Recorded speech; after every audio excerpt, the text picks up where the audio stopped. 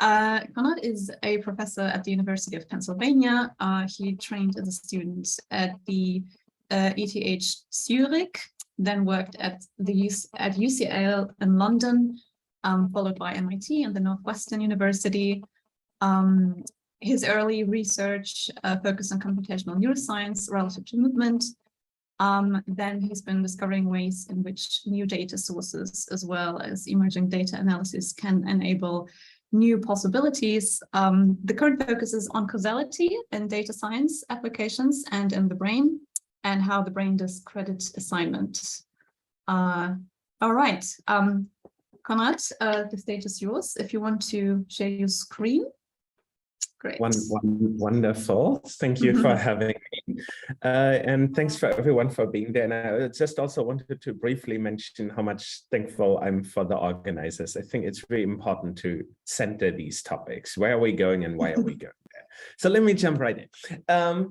Let's first talk about maybe the super simplistic way how a lot of people conceptualize neuroscience. I'm not endorsing this in any way, but a lot of people, at least in the background, have theories that are a little bit like that. How is neuroscience to progress? Well, we take brain and behaviors. We're ultimately interested in how these behaviors, how all that human thinking comes about. And we then kind of describe what the brain does in terms of what brain regions do. And then we describe what each of them do, maybe with respect to what their microcircuits in them do. And then we describe what each microcircuit does in terms of what the neurons do. And then we describe the neurons in terms of what the molecules do. And then we understand the brain. That's not how it's going to work, but that is kind of like a bit, or that's certainly how I feel a certain mainstream approach that the field has. And if we zoom into the logic of each of these pieces, they all boil down in a way to a causal question. Like, we want to know, how does a part of something make something happen at the bigger level? It ultimately boils down that we have the parts.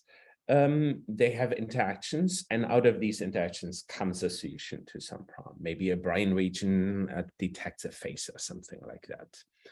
What are the necessary criteria for that? Well, for this way of talking about brains, the pieces must be meaningfully independent. Like if the division of computation into, say, brain regions doesn't work cleanly, then that description is not going to be very rich. And similarly, there's the, and also, like, if we look at things like information flow, ultimately it's still a causal question. Like, we view information flow as kind of saying, we have stuff here and now it moves there. So there's an implied causality there. And it has certain assumptions, like all approaches. Now, the first one is that the relevant causal inference / discovery problems are actually solvable. And I will argue that they're not. Then there's a notion that they must be simple in a way. And I have frequently argued that they're not. And let's jump right in. So why are causal answers so hard?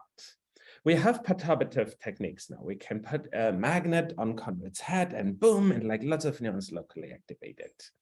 But it's a very low dimensional stimulation. And same thing with optogenetics. Now we put in light, we're going to have our opsin in a bunch of cells, but they're still low dimensional. It's like, yes, it's there or it's not there. So we are, if we have perturbative techniques that we now have, they are super low dimensional, but the space in which our thoughts unfold is high dimensional. So at some level, we have a mismatch between the perturbative techniques that we have and the kinds of questions that we ideally want to ask. And then if we look at the non-perturbative approaches, observational approaches, the areas where we do functional connectivity and so forth, we have what I will call hopeless confounding, and I'll try and convince you that this is really a thing, which is the brain has so many channels. We will record from thousands or maybe tens of thousands if we have top state-of-the-art techniques. We are still recording from a tiny part of the brain. And the problem of confounding is, if we want to estimate observationally how things relate to one another, the existence of other variables makes that difficult. And lastly, even if we were not confounded, if we could record from all neurons in the brain, we would still be underpowered. I won't be talking about this today, but I'd be happy to share the back of the envelope calculations with anyone. So why is causality so hard? Well, the world would be great if there were only two things in the world. Unfortunately, there's always other things in the world.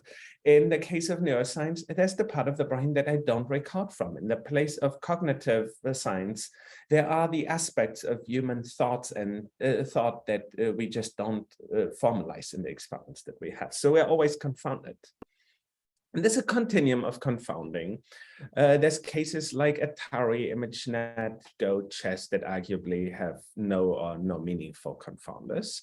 There's things like StarCraft where we have some. There's things like medicine where confounders are basically everywhere, and therefore medicine is much more careful than, say, neuroscience at dealing with confounders. And thanks, medicine, because if you weren't so careful about this, I wouldn't want you anywhere near my body. And then there's confounding in the brain where we have arguably 10 to the 11 confounders. Every neuron is a confounder. And I want to tell you a little about the intuitions in that space. And I want to say that the slides you'll see are part of the NeuroMatch curriculum. We have a QR code there if you want to just look at that one part, which is exactly what deals with causality.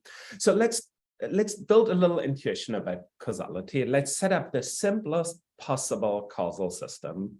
We have a vector X that unfolds over time. What we do every time step, we multiply this vector X with the matrix, making our new vector. We add a little bit of noise to it, and we apply nonlinearity to make sure it doesn't blow up. Now, A is the ground truth causal connectivity. That is something that contains how each component of this vector influences each other. Aspect of that. We assume Gaussian noise, we initialize to 0, like all those standard things. And then we ask to which level is correlation similar to causation. And this is what you see here. So what you see on the top is the matrix. So I set the number to 6. Otherwise, it's exactly that simulation. I set this 6 variables only. On the top of it, you see the matrix that we chose. We choose binary matrices because, well, maybe it's an approximation of how the brain is, but in any case, it's easy to visualize, it's easy to understand. And we can visualize it in two ways, either by a set of errors or alternatively as a matrix. As things get bigger, matrices are much more useful. What we see at the top is ground truth, how causality really is. And what you have below is the delay one set of correlations. No, and why do we expect them to be similar? Well, if one neuron is active now and it has a strong connection to another neuron, then we expect that other neuron, based on the dynamics model that we have here, to be active at the next point of time. And therefore, we expect strong delay one correlations in that. And now, so what you see on the delay one correlation at the bottom looks very similar to the causal interactions. So the question is, well, okay, like maybe correlation is causation and everything that we've always been taught in statistics is just misleading. Well, it turns out that as soon as we go to big systems, so we have the very same dynamic system initialized the same way, all comparable, the true connectivity matrix left, the estimated delay one correlations on the right-hand side are totally different. Now, what happened here? As we make the system big, it effectively produces its own activities, its own rhythms. A lot of this stuff happens through other neurons, whereas if we have a small neurons, it's there. Now, this is why we are so misguided about thinking about causation. The kind of small systems that at least Konrad's little brain can simulate in its head. In those kind of small systems, correlation is usually, unless we maliciously design it, correlation is very similar to causation. So we have this gut feeling that correlation is causation. But then as we go to bigger systems, that relation totally breaks down. And that's, I think, why we consistently in neuroscience and basically all other aspects of the big system science confuse correlation with causation. In the systems that our minds unfold in, correlation is causation, but in the real world, causation isn't. So here you see how similar ground truth causality A is to correlation here.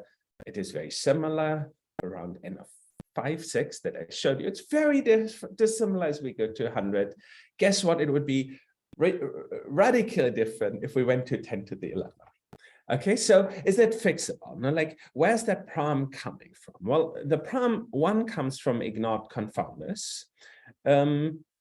we are looking, if you look at the correlation matrix, at only pairwise. So all other neurons apart from those two, or all other dimensions apart from the two, act as confounders. So we might be better if we build bigger models. So now we can build joint models where we say, well, what if we only observe a subpart of the neurons? And again, we are basically good if we more or less record all neurons, or all dimensions that are there. And as soon as we observe 20% or so, we are already very bad. Now, guess what? The brain has 10 to the 11 neurons, and we record from 1,000. So we are not in this left part of this graph. We are very, very, very far on the right side of this graph. And arguably the same thing is in cognitive science. Like, humans have remarkably rich inner lives, thankfully. And in that sense, we may come to the wrong causal models if we effectively assume that correlation is causation.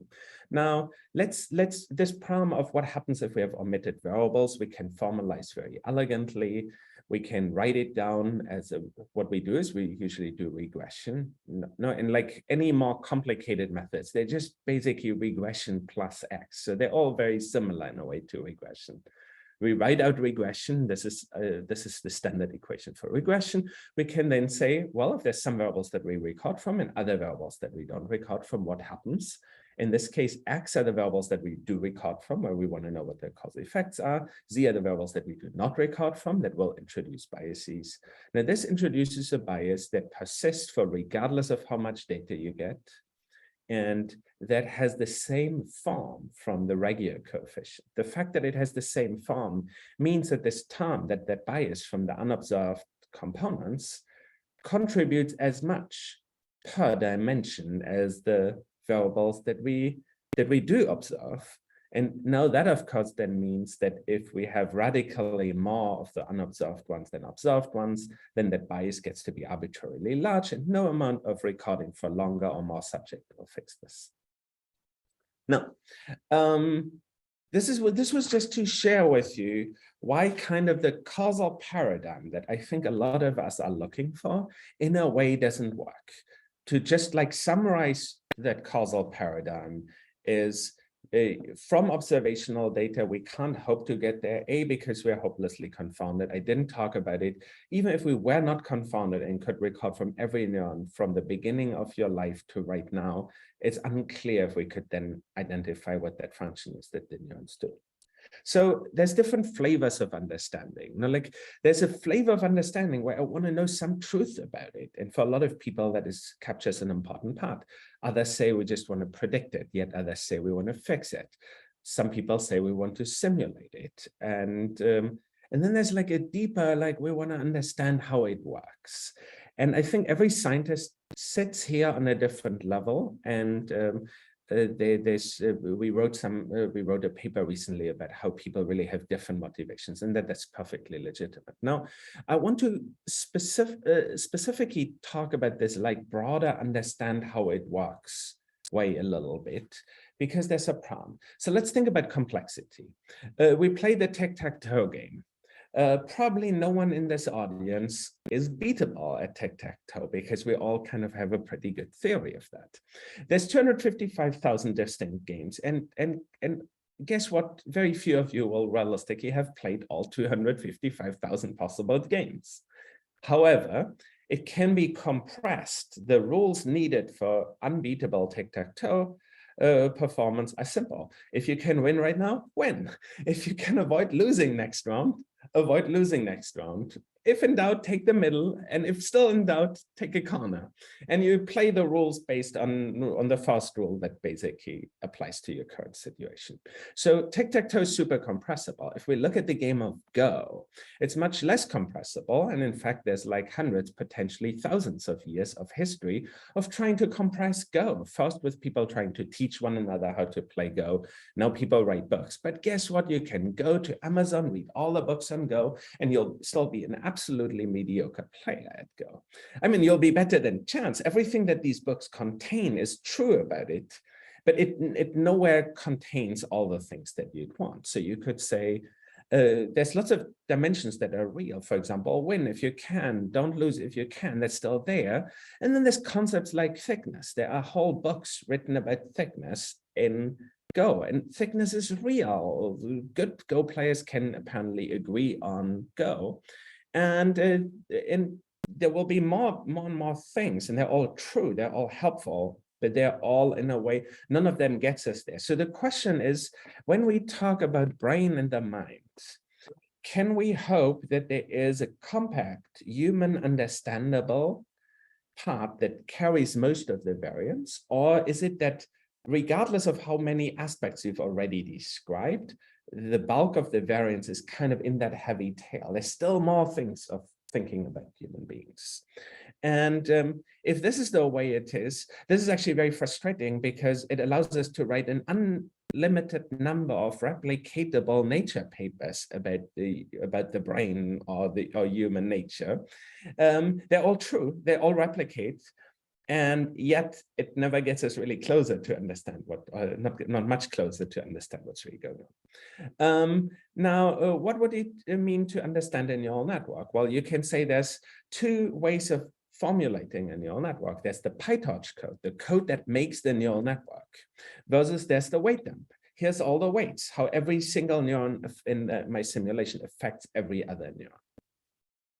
Now, let's think a little bit about how much information about the world does an intelligence like that have. And there's different methods that we can use for that. There's empirically, we can ask, I give you a neural network that does the kinds of things that Konrad does, recognize objects and all that. How much can I compress it? And which gives me a little bit of an idea on how much information I need about that. And you can, then there's complexity calculations, and then there's some back of the envelope calculations, a lot of ideas. Distillation, take a network that says trained on ImageNet, understand the real world. We try to compress it, and wonderful, we can compress it by a factor 10, maybe even a factor 100. So there's a lot of compression in there. It just turns out that afterwards, it's still so big that no human being could realistically ever understand it. Now you can say, not only that, but even if you could memorize maybe all the weights that my system has after compression, that still doesn't allow us to understand it. So we can go towards architectures that are more compressible, maybe soft decision trees, and all of a sudden our performance is really, really bad. Which means that probably there is no compact way of, say, expressing the kinds of things that Konrad knows about his world. We can also do back of the envelope calculations about humans. Now, how much information about your world do you soak up? Well, maybe 10 bits per second. You can challenge me on that. Maybe it's 1 bit. We're trying to get the order of magnitude right. Now, a year has pi times 10 to the 7 seconds, 30 years. So it's like order 10 to the 10 bits, which would be 10 to the 4 bucks. And I don't think these books will be exciting enough that you will want to read those 10 to the 4 bucks. You can now say, where does that information come from? Some of the information comes from our DNA. It's upper bounded by the 6 times 10 to the 9 nucleotides that we have. But of those nucleotides, most are non-nervous system. Of the nervous system, arguably much is non-computational, much is not compressed. So arguably what you learn from the world is much more than what you are given from your DNA. And just to give you a flavor of why there's so much uncompressible information in the world, Konrad has blue hair. That's perfectly arbitrary. It could be yellow, it could be green, but it happens to be blue. Now that you know that, if you want to recognize Konrad from very far, you're going to use it for some tasks, like recognize if your friend Konrad is walking over there. So if the brain's not compressible, then the question is, can we somehow separate it into principles about brains and just data? And the argument in a nutshell here is, I can make you understand the PyTorch code to make an artificial neural network. In fact, they teach a course that does that, and NeuroMatch teaches a course. The resulting network out of that is impossible for humans to understand. So let's think about the analog of that in neuroscience. And let me make sure that this one point is really something everyone takes home here. What I say is we shouldn't study the mind. We should study the process that makes the mind, because the mind that you have, that every person has, in a way, depends on the past, on where they come from.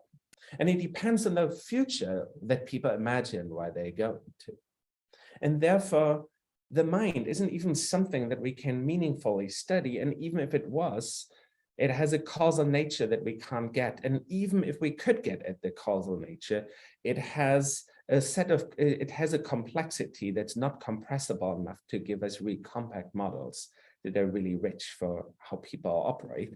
I mean, like, look, I grant you that there's some aspects of the mind that we can absolutely study. I'm not denying the existence of psychology. Now, don't get me wrong here, but it won't produce complete models that in a way we can view as satisfactory for the whole thing. There will just always be very partial models, and of those there might be an infinite number of truths that we can discover about the mind, that none of which kind of really gets us to seeing the whole thing.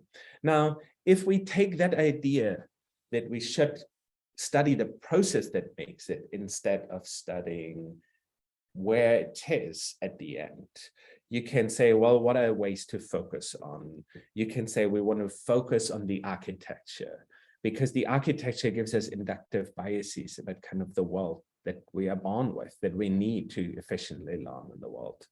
We can learn about objective functions. What is it that maybe people optimize, if this is even the right way of thinking about it?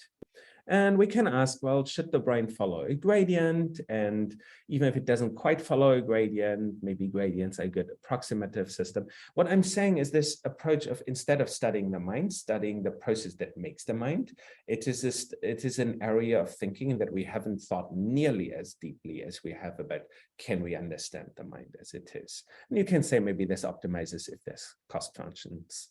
One thing that I think is very important is that coming from computation, we can actually know certain things about it. You know, like whatever algorithm makes the mind needs to be an algorithm that is efficient enough to reach the minds that we have within the period of life and the certain amount of data that we have. So sample complexity actually matters greatly. And this is something that with some exceptions, I'm trying to paint a very broad picture here, but with some exceptions, we haven't thought much about what are the computational constraints here.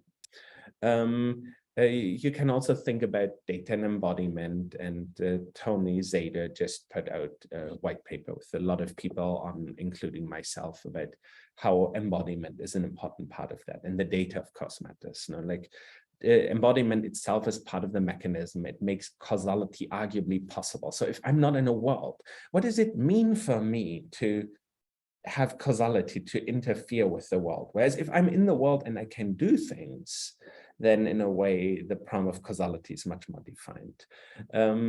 It leads to somewhat of a recasting of the problem of intelligence, and you can say intelligence needs to be defined in relation to embodied cognition. Curricula are necessary. Now, if we talk about the data set, a certain sequence of ways that we learn is more effective than other sequences. We could put toddlers into quantum physics courses. It probably wouldn't be very effective. And a lot of other aspects of the data matter. Very briefly, we can also define learning with respect to the future instead of with the past. Classically in machine learning, we assume that there's a distribution and we take samples from that distribution. We want to get at more samples from the same distribution. And people have relaxed that somewhat in things like multitask. The distribution of task is drawn from a fixed distribution, IAD, and we will experience new tasks. So that just kicks it up a level. But in reality, you can say we live in a world that dynamically changes. We live in tasks that dynamically change. So we want to track this dynamic change, and that leads us into a different set of ways of formulating that. Now, for that, then of course, if we want to go down a direction, then we might want to focus on continual learning, causal learning, curiosity constraints. And unfortunately, I will need to wrap up here. Just one reminder, the standard trivial model of standard neuroscience that I started sketching in the beginning is this bottom-up reductionist framework. We want to have a description where we go from molecules to spikes to populations to behavior at some level. This is only one of at least 3 different causal chains. Now, there is an evolutionary chain, causal chain where there's the ecological niche that in fact makes the specification of brains, and there's arguably something unique about the human the human niche, namely that causality is incredibly useful in the world in which we live, probably much more than where any other animal lives. And then there's, of course, a causal chain for learning, where you can say the niche and some specifications that we genetically have produce the actual brains. And I think the near exclusive or like the very strong focus on the fast causal chain might be at the detriment of us making progress. So very briefly, take home message. I think we all agree that the PyTorch code to make an artificial neural network is easy for us to understand. The resulting network isn't. So I think we need to do the analog of the fast and focus on how the mind is made instead of how the mind is like. And I want to thank everyone for listening. Yeah, thanks a lot, Konrad, for your talk.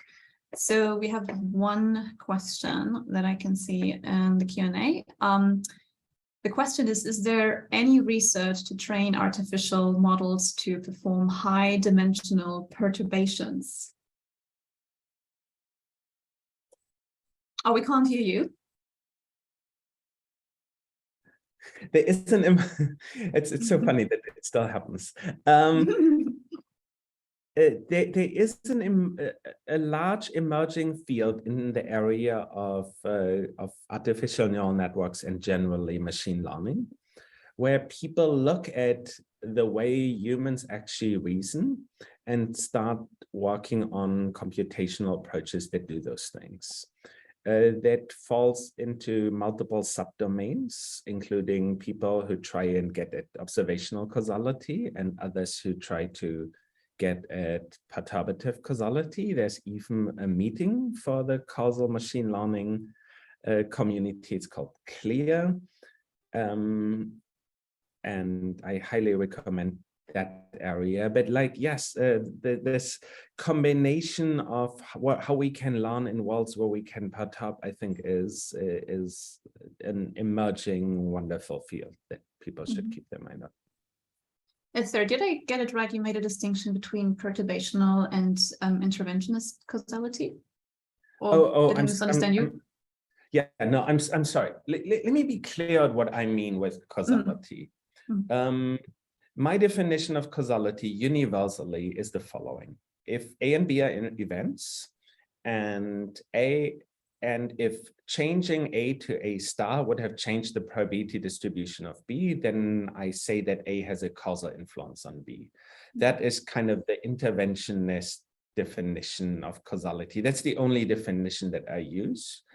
And I would go one step further and say that anyone who talks about, there is this big debate on people in philosophy meaning different things with causality, but I don't think this is actually quite true in the field. So anyone that I talk with, if they say, oh, I don't subscribe to that definition, I have a different definition of causality, and I then read their papers somewhere in the discussion section, almost invariably, they start making interventionist claims where they say, oh yeah, we did that functional connectivity stuff, and that suggests that area X is a mediator for something. Like as soon as you say mediator, you subscribe, at least implicitly, to an interventional definition of causality. So I don't think there's actually all that much disagreement about that. All right. Another question from the Q&A. Could you develop a bit on the notion of compressibility of neural networks? Can one compress some complex dynamical system relative to some specific observable, for instance, firing frequency, to be able to compress it efficiently? I can read it again if that was too long. Okay, so if the task is, which is in a setting that neuroscientists often use, we are wonderfully compressible. No? So if there's some neurons that I can say decode from very meaningfully, is this Konrad, or at least putatively, there's some neurons that have those properties. And the task is only to recognize Konrad or to not recognize anything, then this is probably a reasonably compressible aspect, because you can say most aspects of what the brain is about are totally out. Now, I think this is an illusion that comes from the way we do experiments. So if I only look at one thing, then yes, I will need a very small amount of information to describe it. But if I then ask for generalization, kind of say, okay, it can recognize Konrad, can it also recognize Nadine? Can it also like recognize other people? Can it do meaningful things during a dance performance? So as soon as we then open up the box, it's as soon as we allow more things, we find that things are more higher dimensional, harder to compress, harder to understand. They're no longer linear. They look linear. Things look linear if we're just within like a very, very small part of space. But as soon as we leave that, then we leave that non-linearity, that linearity behind. So I think the way we do experiments leads us to wrongly conclude that we have a deep understanding in cases where we don't. Okay, I think for the sake of time, yeah, we need to stop at that point. There are a few other questions in the Q&A. You can have a look at them if you want.